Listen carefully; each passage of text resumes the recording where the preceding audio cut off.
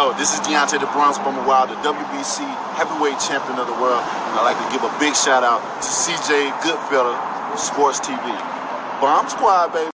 All right, man. Look like Anthony Joshua is ready to start pushing for Undisputed. If you don't know, Anthony Joshua posted on Facebook and probably other social media, and I'll try to remember to put, when I edit the video, to put the screenshot on the screen. But he says he's ready for Undisputed.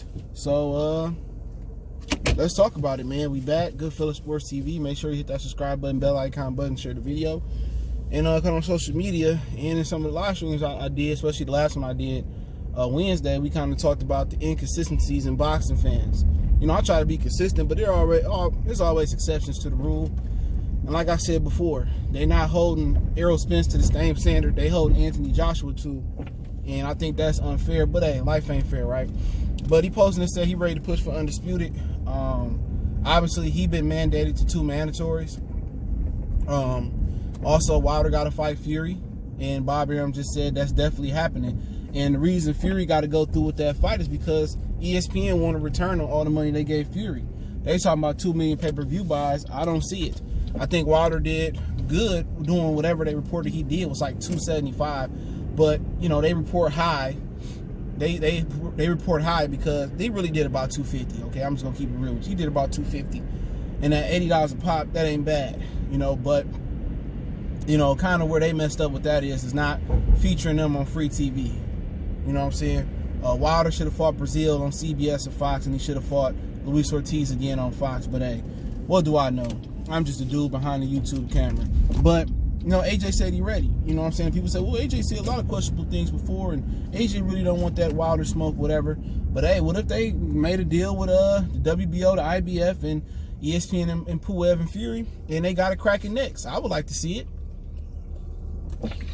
Even though we know that's not going to be the case, but or maybe he's just trolling, but I really not. Like I said, I'm not excited about the fight since AJ lost. But CJ lost don't mean nothing. You always say, yeah, but for me, that pizzazz went out the window.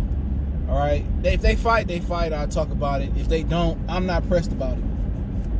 I'm not pressed about it, but you know, obviously he got to change of heart, and people want to know the way AJ fought, looking like Klitschko. Does that make it more difficult on Deontay Wilder? And I would believe so. You know, I would believe so. But the thing is, he not dealing with Andy Ruiz, right? He not gonna have that advantage over Wilder neither of size. So him and Wilder, he might have a 10 or 15 pound weight advantage over Wilder. So that's the problem. Wilder is more explosive. He a little bit quicker. He a lot quicker than Andy Ruiz was the second fight. So it'd be a different fight. He got different dimensions than Andy Ruiz. He taller, he longer. But I think AJ gives himself a better chance if he can build on what he did versus Andy Ruiz versus Wilder. But he got to sit down on his punches a little bit more. And that's what kind of Klitschko perfected that style.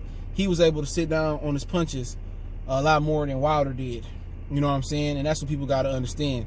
He you know, Klitschko would get on his toes, but Klitschko had real, like, maybe top 5 power in the heavyweight history. I might be stretching a little bit, but he had real power. But I ain't going to be slandering AJ no more. It just makes no sense.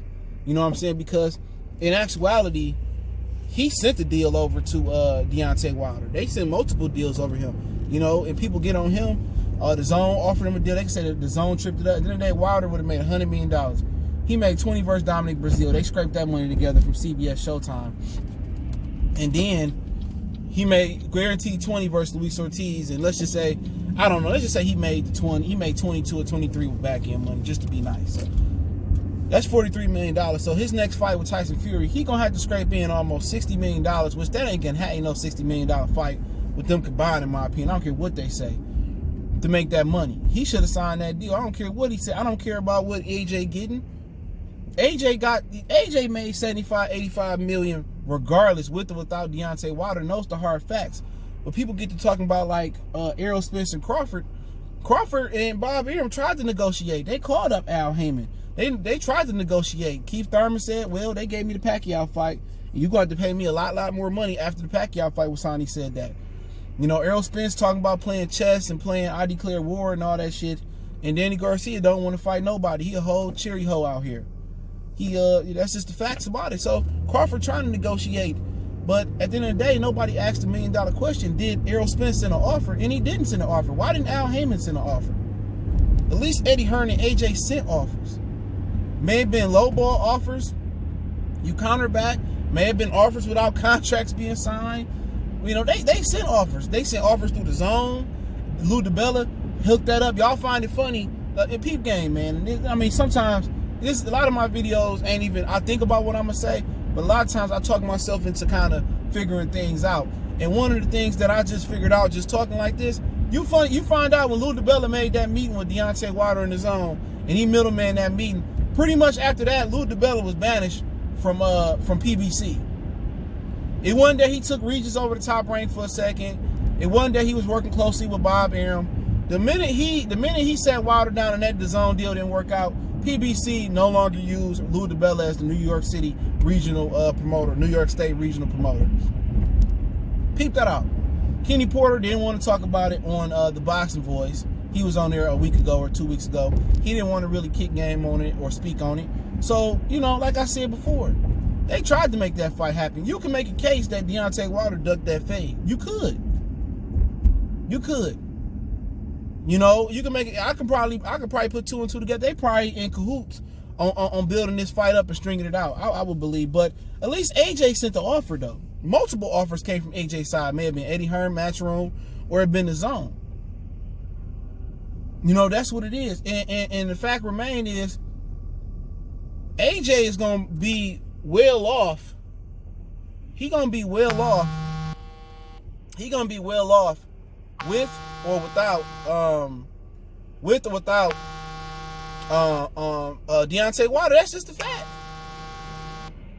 Errol Spence, same thing, but he ain't getting that type of AJ money.